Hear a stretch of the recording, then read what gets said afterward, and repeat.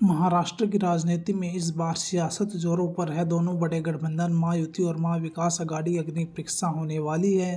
दोनों गठबंधनों ने महाराष्ट्र में स्टार प्रचारकों की पूरी फौज उतार दी है। बात बटेंगे तो कटेंगे से लेकर धर्म युद्ध तक पहुंच गई है।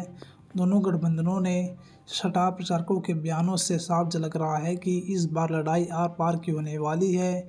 लेकिन इन सब के बीच महाराष्ट्र की राजनीति में कांग्रेस ने विदर्भ एरिया में डीएमके की जगह एडीएमके का कार्ड खेल दिया है।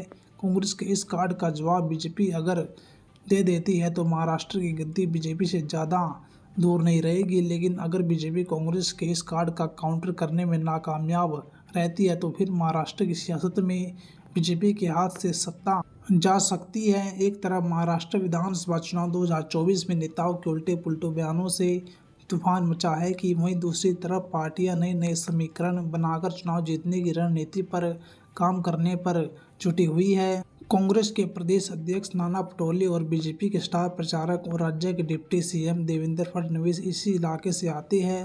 नागपुर भी विदर्भ में ही पड़ता है। साल 2014 के महाराष्ट्र विधानसभा चुनाव में विदर्भ के इलाके की कुल 62 विधानसभा सीटों में से बीजेपी 44 सीटें जीतने में कामयाब रही थी।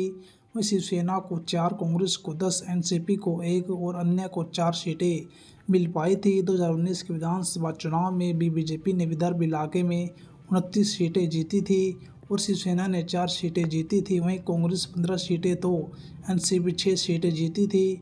बीजेपी ने इस इलाके में अपना दबदबा कायम रखा था। बीते लोकसभा चुनाव में कांग्रेस ने बाजी पलट दी है। नाना पटोले के नेतृत्व में महाविकास आघाड़ी ने इस एरिया में जबरदस्त सफलता हासिल की थी। कांग्रेस ने 5 लोकसभा सीटों पर जीत दर्ज की थी। वहीं बीजेपी को मात्र 2 सीटों पर जीत दर्ज नसीब हुई थी। वहीं बीजेपी के सहयोगी एकनाथ शिंदे की शिवसेना को सिर्फ 1 सीट मिल पाई थी।